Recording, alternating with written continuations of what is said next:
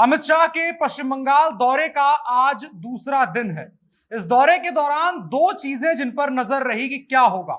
एक तरफ जो भारतीय जनता पार्टी के कार्यकर्ताओं की हत्या चुनाव के वक्त से ही हो रही है वो, और दूसरी तरफ जो सीएए को लागू करना और पश्चिम बंगाल से जो रोहिंग्या मुसलमान और तमाम लोग जो घुसपैठ वाली बात है उस समस्या को लेकर के बात करना।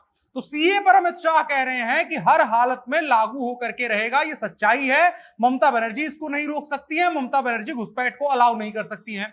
और दूसरी तरफ वो कह रहे हैं कि हम कानून व्यवस्था लागू करवाएंगे, और इसी दौरान उनकी पार्टी के कार्यकर्ता की हत्या कर दी गई है, फांसी पर उसको लटका दिया गया है। और कोलकाता में पश्चिम बंगाल के कोलकाता में अमित शाह के स्वागत के सभी कार्यक्रम रद्द कर दिए गए हैं। और पश्चिम बंगाल में इस समय देश के गृह मंत्री हैं, उसके बावजूद ऐसी स्थिति है। गृह मंत्री एक तरफ भपकी इस बात की दे रहे हैं कि सीए हम लागू करवा के रखे रहेंगे, पश्चिम बंगाल से हो रही जो घुसपैठ है उसको रोक लेंगे, और दूसरी तरफ इनकी पार्टी के कार्यकर्ताओं की लगातार हत्या हो रही है। इनके दौरे के समय पर हत्या हुई है, बस केवल ट्विटर पर आलोचना कर दी है और इसके अलावा कुछ नहीं कर पा रहे हैं। अब सवाल है कि पश्चिम बंगाल में अमित शाह लगातार जा रहे हैं, भारतीय जनता पार्टी वहां निष्क्रिय है। कहे थे कि अमित शाह जाएंगे तो नई जान फूंकने का काम करेंगे, उनके जाने के बाद ही एक जान चली गई है। इन तमाम दबावों के बीच में भारतीय जनता पार्टी के पूर्व अध्यक्ष अमित शाह का पश्चिम बंगाल दौरा चल रहा है। स्वागत हो उससे पहले ही भाजपा के कार्यकर्ता की हत्या हो गई है, जांच हो रही है, तथ्य सामने आएंगे, लेकिन भाजपा का दावा है कि हत्या हुई है, फांसी पर उसे लटका दिया गया है। पश्चिम बंगाल में आप देखेंगे तो कई हिसाबों को लेकर के भारतीय जनता पार्टी एनआरसी को लेकर के एक बार फिर से बात कर रही है और ममता बनर्जी के ऊपर आरोप लगा रही है कि वो घुसपैठ करवाना चाहती है। लेकिन अमित शाह बार बार दोहरा रहे हैं कि सीए सत्य था और आज भी सत्य है, हकीकत था, हकीकत ही रहेगा।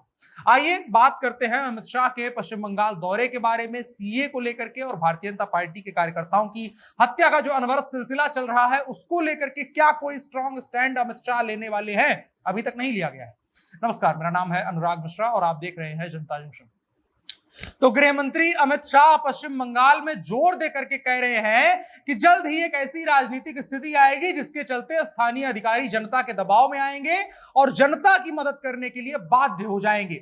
ऐसा ही वादा अमित शाह और भारतीय जनता पार्टी ने पिछले विधानसभा चुनाव में भारतीय जनता पार्टी के कार्यकर्ताओं से किया था कि आप खुल करके मदद करिए, खुल करके कैंपेनिंग करिए, राजनीतिक स्थितियां पलटेंगी और आपके साथ जो गलत हो रहा है वो नहीं होगा। उसका नतीजा क्या हुआ? चुनाव के दौरान उनकी हत्याएं हुई, चुनाव के बाद लगातार हत्याएं हुई, और पश्चिम बंगाल में भारतीय जनता पार्टी कोई मदद नहीं कर पाई, जबकि केंद्र में भाजपा की सरकार है और भाजपा के ऊपर आरोप लग रहा है कि केंद्रीय एजेंसियों का दुरुपयोग करके सबको परेशान कर रही है। लेकिन अपने कार्यकर्ताओं का जो समस्या है उसका निदान भारतीय जनता पार्टी अपनी एजेंसियों का उपयोग करके नहीं कर पा रही है। अब इसको लेकर के भारतीय जनता पार्टी का जो दौरा था अमित शाह का, भारतीय जनता पार्टी के पूर्व अध्यक्ष का, उसकी बेसिक यही बात थी कि जो भारतीय जनता पार्टी के अंदर अंतरकलह मची हुई है और पार्टी के जो नेता डर रहे हैं, पार्टी के जो कार्यकर्ता डर रहे हैं हत्याओं से और तमाम जो कानूनी प्रक्रिया उनके साथ हो रही है उसमें वो नई जान फूकेंगे। लेकिन फिलहाल की तस्वीर है, आज का दौरा उनका खत्म होने वाला है, लेकिन तब तक में अमित शाह ने ऐसा कोई बयान या कोई स्टैंड नहीं लिया या सरकार पर ऐसा कोई दबाव वहां जाकर के बनाने की कोशिश नहीं की है जिसके बाद पश्चिम बंगाल की ममता बनर्जी सरकार इस चीज पर बाध्य हो जाए कि भारतीय जनता पार्टी के कार्यकर्ताओं के साथ जो बदसलूकी हो रही है, जो हत्याएं हो रही है, जो हमले हो रहे हैं, उसमें किसी तरह की कमी आए। दूसरा मुद्दा था कि अमित शाह पश्चिम बंगाल जाएंगे, सीएए को लेकर के बात करेंगे, एनआरसी को लेकर के बात करेंगे, चूंकि माना यह गया कि पश्चिम बंगाल सबसे बड़ा हब बना हुआ है, जो भी अवैध घुसपैठ होती है पश्चिम बंगाल में सबसे ज्यादा होती है। अमित शाह ने वहां कह तो दिया कि जो सीए है वो हकीकत था, हकीकत है और हमेशा हकीकत ही रहेगा, लेकिन उसको लेकर के किसी तरह की इच्छा दिखाना, मनोबल दिखाना, वो फिलहाल अमित शाह के किसी भी बयान से नजर नहीं आया है। अमित शाह भपकी जरूर दे रहे हैं कि ये लागू होकर के रहेगा, लेकिन जमीन पर उतारने को लेकर के उनका क्या मास्टर प्लान है उसको लेकर के कोई सफाई नहीं देने की कोशिश कर रहे हैं, जो कि बहुत बड़ा सवाल है। एक तरफ भारतीय जनता पार्टी के सांसद और विधायक टीएमसी में जा रहे हैं, डर के मारे शामिल हो रहे हैं, उनके पार्टी के कार्यकर्ताओं की हत्या हो रही है, खुल करके कोई बोलना नहीं चाह रहा है।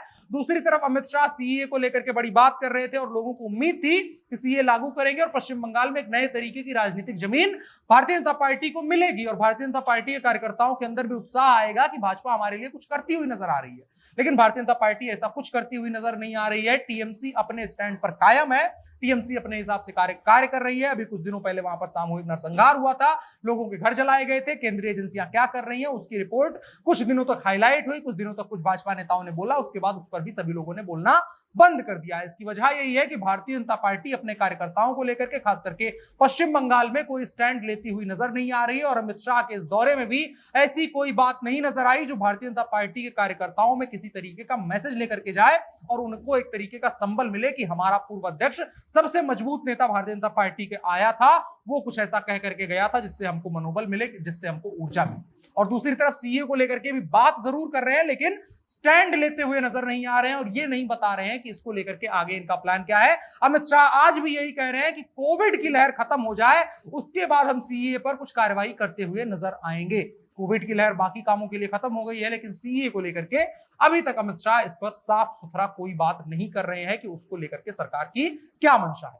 अब क्या कुछ होगा, देखने वाली बात होगी। आज अमित शाह का दौरा खत्म हो रहा है। जिस व्यक्ति की मृत्यु हुई है, कहा जा रहा है कि हत्या हुई है, उसकी पहचान काशीपुर विधानसभा के रहने वाले 27 वर्षीय अर्जुन चौरसिया के रूप में हुई है। भारतीय जनता पार्टी ने उस पर बहुत गहरा दुख व्यक्त किया है, लेकिन वहां पर भारतीय जनता पार्टी के पूर्व अध्यक्ष अमित शाह है, उसको लेकर के जाकर के वहां पर क्या कुछ होना चाहिए, कानूनी प्रक्रिया में जो डील होगी, जाहिर सी बात है पश्चिम बंगाल है भारतीय जनता पार्टी के कार्यकर्ताओं के साथ, उस पर अमित शाह ने कुछ नहीं बोला है। आगे क्या होगा वो देखने वाली बात होगी। बकाया आपकी राय क्या है कमेंट बॉक्स में बता सकते हैं, साथ ही साथ वीडियो को साझा भी करिएगा।